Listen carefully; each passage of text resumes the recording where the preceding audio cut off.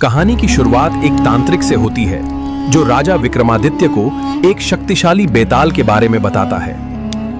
राजन, एक शक्तिशाली बेताल है जो वरदान दे सकता है, पर वो शरारती और खतरनाक है। उसे पकड़ो, मैं तुम्हें महान पुरस्कार दूंगा। तुम्हें उसे पेड़ से उतारकर एक थैले में रखना होगा और फिर उसे अपने कंधे पर उठाकर ले जाना होगा। लेकिन एक बहुत महत्वपूर्ण नियम है। तुम्हें इस पूरे सफर के दौरान एक भी शब्द नहीं बोलना है। यदि तुम बोले तो बेताल भाग जाएगा। ठीक है पंडित जी, मैं आपकी बात का पालन करता हूं और जाकर उस बेताल को पकड़ता हूं। कहां है बेताल? देख, तेरी मौत आई है। कौन है जिसने अपनी मौत को पुकारा है? मैं विक्रम हूँ। मैं तुम्हें मुक्ति देने आया हूँ। कृपा करके मेरे साथ शीतल पूर्वक चलो, अन्यथा मुझे बलपूर्वक तुम्हें लेकर जाना पड़ेगा। तू मुझे मुक्ति देगा। तू चले जा यहाँ से, उससे पहले मैं तेरा अंत कर दूं। जा। नहीं, मैं तुम्हें मुक्त करने आया हूँ, मेरे साथ चलो। ठीक है, मैं तुम्हारे साथ चलूंगा, परंतु मेरी एक शर्त है। कैसी शर्त? मैं तुम्हें एक कहानी सुनाऊंगा और तुमसे एक सवाल पूछूंगा। मैं तुम्हारी चुनौती स्वीकार करता हूं बेताल। अब आओ, मेरे साथ आओ। मैं तब तक चैन नहीं पाऊंगा जब तक इस चालाक भूत को मुक्त न कर दूं। शूरवीर राजन, इस रात तुम्हारी परीक्षा लेकर जाएगी। जैसे ही राजा विक्रमादित्य बेताल को कंधे पर उठाकर ले जाते हैं, वो बेताल जो अब तक शांत था। महाराज, ये आपकी तीसरी कोशिश है। क्या अब भी उत्तर देने से खुद को रोक पाएंगे? मैं तैयार हूँ बेताल, अपनी अगली कथा कहो। विक्रम, आज मैं तुम्हें एक ऐसी कहानी सुनाता हूँ जिसमें एक राजा को अपनी प्रजा और अपने विवेक के बीच चुनाव करना पड़ता है। तो सुनो राजन, मैं तुम्हें एक कहानी सुनाता हूँ। एक नगर था जिसका राजा बहुत ही प्रतापी और न्यायप्रिय था। बहुत समय पहले की बात है। राजा वीर प्रताप सिंह अपने राज्य में न्याय का प्रतीक माना जाता था। पर एक दिन दरबार में आई एक युवती, चेहरे पर घाव, पर आंखों में आग। बोलो, किसने तुम्हारा अपमान किया?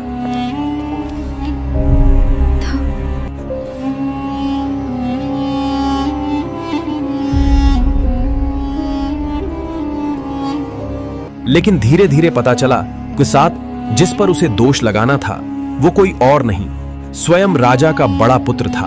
ये राज्य मेरा शासन करने के लिए, इसके लोग भी मेरे चुनने के लिए। ये लड़की कितनी सुंदर है, इसे मेरी बीवी होनी चाहिए।